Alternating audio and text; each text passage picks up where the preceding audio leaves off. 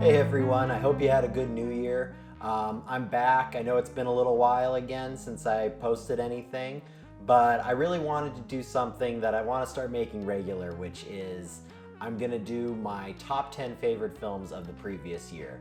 I know 2020 didn't have the greatest amount of films, but there's some really good ones that came out, and there's going to be a lot of bad ones that are going to be nominated for awards and have a lot of praise. And I just want to tell you, I've watched a lot this year, and this is my top 10. So let's get into it, and I'll give you a little bit of why I like these films. So for number 10, we're gonna go with something that's a little bit, maybe you're like, oh, I don't know what Jordan's talking about, but we're gonna go with Sonic the Hedgehog. This film came out around February of last year, and it was great. I went in with really low expectations, and the film really surprised me. Jim Carrey was back to his comedic form, lots of on-the-spot jokes that I'm sure weren't written into the script. And he just seemed to have a lot of fun with it, and his physical comedy was back. So him as a villain was really good. And then Sonic, I know there was all the controversy with his looks and everything, but the character did he was a fun character. And, he did a lot of his classic things. He was very hyper. He loved chili dogs. He loved eating. He was very outgoing, spontaneous, and a good character. And then we got a little tease of Tails at the end. I'm a big Tails and Knuckles fan, so I was excited to see them. And then I really like James Marsden. I usually like him in a lot of films. One of my favorite appearances for him is the movie Sex Drive, which I know is kind of an under-the-radar film, but when he does stuff that isn't just his usual hunk performances, he does some really good stuff, and that includes Sonic the Hedgehog. For number 9, I'm just gonna go with a classic rom-com that we got this year. There weren't a lot of nice, safe, family holiday rom-coms, and we got one that was a little out of the ordinary. It was on Hulu. It was called The Happiest Season, and this was just a really delightful family film, something we all kind of needed last year. And the story was good. It's all about this lesbian couple and the one daughter coming out to her family and the struggles of doing that, along with all the craziness of the holiday season. And Kristen Stewart does a great job. There's a lot of other really good actors. I always enjoy Kristen Stewart, though. I know a lot of people aren't her fans, but I think her acting is different, and you gotta applaud the actors that are different. And the film deals with something that doesn't get a lot of light, so that was really cool. Enjoyable film. Now for number 8, it's for a streaming service that was relatively new this year, and I know there were all these films that we were hyped that were coming out on this service, mainly Wonder Woman 1984, and that was a huge flop. And I'm gonna tell you, HBO Max's biggest hit was actually something that came out really early in HBO Max, which was American Pickle with Seth Rogen. And this film was really delightful. It was a film that really poked fun at the modern day Gen Z generation of people, the people involved with Instagram and Facebook and all just the social medias in general, and how all these people are making their easy livings basically through using social media. And this is a film all about a guy, Seth Rogen, who is from the 1920s, and he falls into a pickle vat and reappears in 2020. And he meets his grandson, who is also Seth Rogen. So Seth Rogen had a lot of screen time in this film, and he does a really good job. You notice when Seth Rogen kind of blends comedy with drama, those are some of his best roles. I mean, Knocked Up is one of my favorite films, and he just does a really good job when he does these sorts of things. And it has the same writing team as a lot of his films. It's him and his partner, and they really just do some really cool stuff. And this had a nice theme, and it just carried on through the whole time, kept my interest throughout, and that was really hard in this year, to find films that can really keep you interested throughout. So I applaud HBO Max for getting this film out. Maybe it should have got a lot more praise than the other films they have coming out that are just garbage, but this is one of them that's really good. Next, for number 7, I'm going to talk about New Mutants. I'm a big X-Men fan. I love the original trilogy. I know some people don't really like some of the films in that trilogy, but number 2 for me is X2 is probably the greatest X-Men of all time in my opinion. So I'm always excited to see new X-Men films, and that includes New Mutants. And this film got a lot of crap, and the reasons they're saying it never came out is the film was just unwatchable, and there's been re-edits, and the director was fighting for his own personal cut, which he said is better. And this was also supposed to set up a whole series of involvement into these films, but it didn't really happen. I think this is just a one-off film. But if you see the film, it's really good. You know, you go in with these low expectations and you're surprised. You get lots of cool new X-Men characters. You know, you get some ones you never even thought would show up, like Cannonball. That was really cool for me. I was always a Cannonball fan if you love the cartoon show. And you got a villain you're not used to, and just this whole horror element with some really good actors. I mean, there's gonna be an actress you're gonna see come up here probably again on another film, which is Anna Taylor-Joy, and she is just destroying 2020. Whether it's New Mutants or another film I'm about to talk about, or Queen's Gambit. She is just an incredible actress, and you gotta see almost everything she has. Everything is just A+. I mean, there's some really bad X-Men films. I'm one of those people that didn't like the most recent Wolverine movie, Logan.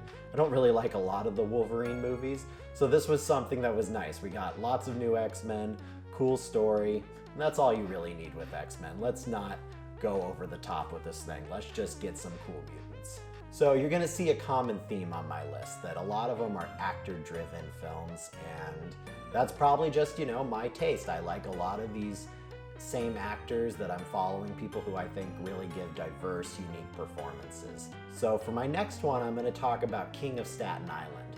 And this has Pete Davidson. It's basically the Pete Davidson train that's gonna be hopefully what brings him into the bigger superstardom. So anyone who knows me knows that I usually love Judd Apatow films. All of his are just very personal films. You know, you get a lot of his own life in them. You get things that you just don't see in other comedies. And King of Staten Island is no exception to this rule.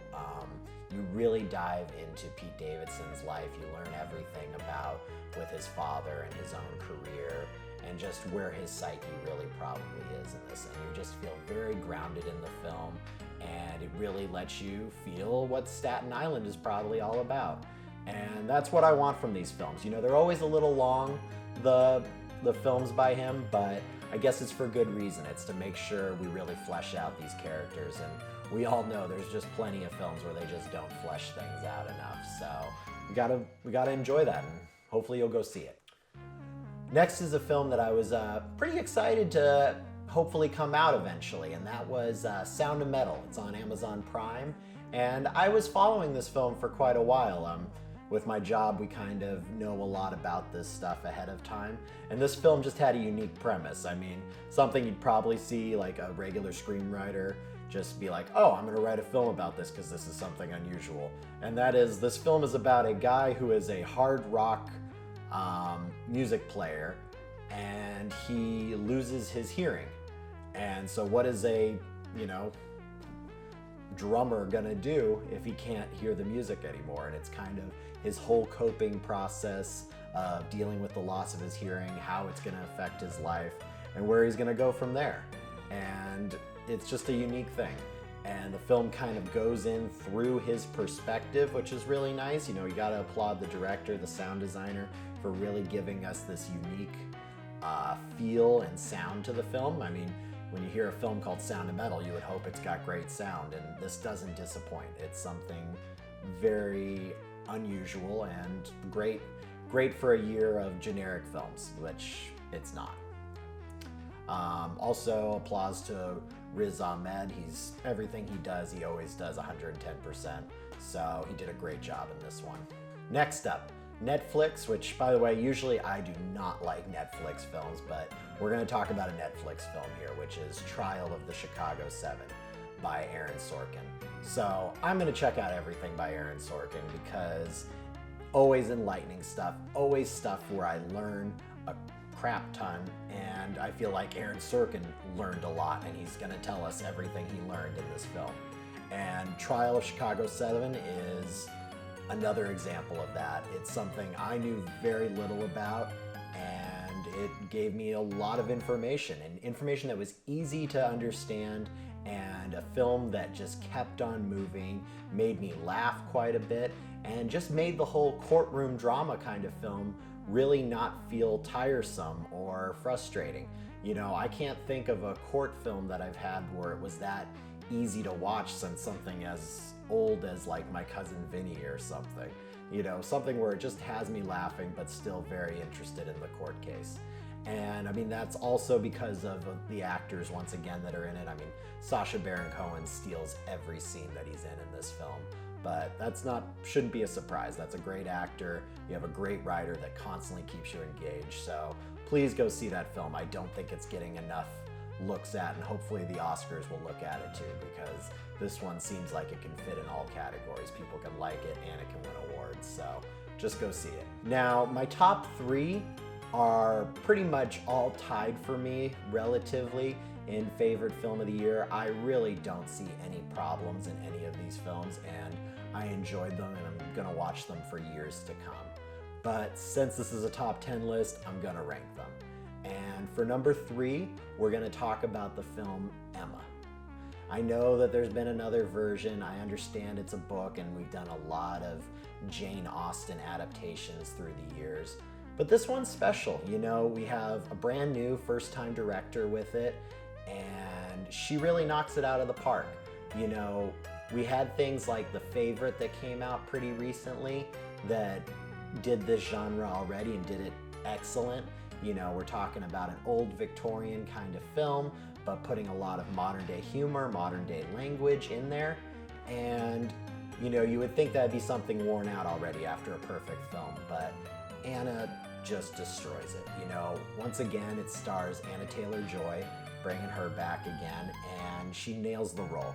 She puts a lot of nuances into the character that really kind of sink into modern day time, as well as her co-star Johnny Flynn. These two really mesh well together, and the film's just so enjoyable with all the characters. The setting is very, very beautiful. It looks right out of a picture, and there's just nothing wrong with this film. I can go on and on about it all day, and I would still have more to say. So I'm just gonna tell you, go see it, go pay for it. It's not on any of the streaming services at this time, but it's worth the $4 or $5 to rent. Please do. Next up is, some of you Disney fans might be familiar with this director because he just recently did the Aladdin catastrophe, which is Guy Ritchie. Guy Ritchie went back to his roots for this next one, The Gentleman, for my number 2 pick.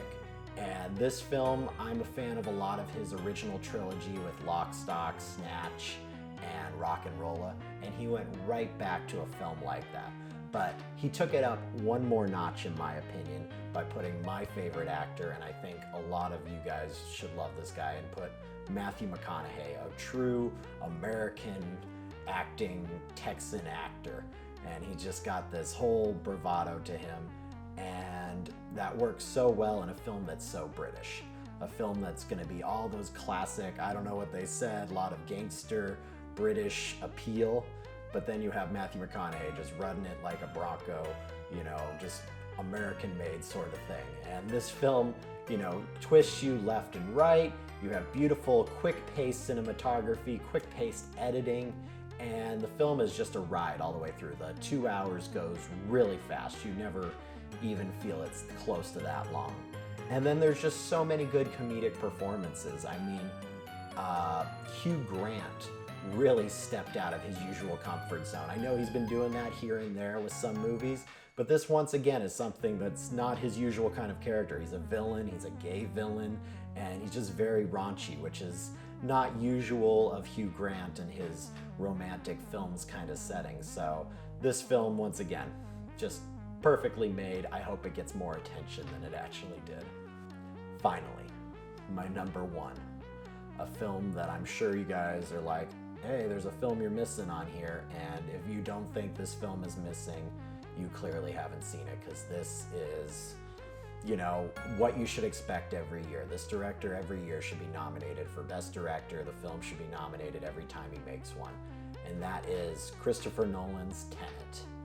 Tenet is something that your wildest dreams sometimes can't even imagine. You know, it is a time travel suspense film, and that's really cool. You know, the film always, all of his films, they're always shrouded in mystery before they come out. Then you see them and you're amazed with the ideas that he comes up with and the look and the scale of everything. You know, I didn't want to see this movie in 2020 because I wanted to go to a theater. I wanted to see it on a true IMAX screen, see it in 70 millimeters in all its glory with the Dolby Atmos sound. But I had to go, I did get to a theater, but I didn't get to go to the right size IMAX, and I feel like I missed out a little bit, but I'm still very glad I saw it. This film is so immense in scale. The story almost equals what you're seeing on the screen, so everything you're hearing is almost on par with what you're seeing. There's a little bit of confusion, of course, with his films. You know, they're probably worth a multi-watch. They are very long, but I think they're very rewarding, and you know, it would be my best picture, every one of his films. You know, Inception is a best picture to me. Interstellar is even a best picture to me. So, in my opinion, this is the greatest film of the year, and I really hope if you haven't seen it, you're going to see it. So, thank you so much for listening to that list. I just wanted to come out with this because, you know, we're gonna get all these different films that are gonna be going for the award season coming up, and probably very few of this list is going to be on there. And we should really appreciate the films that are not paying to win awards and just appreciate the best films of the year. And look out for future videos from me. I'm going to have more coming out. Subscribe if you haven't already.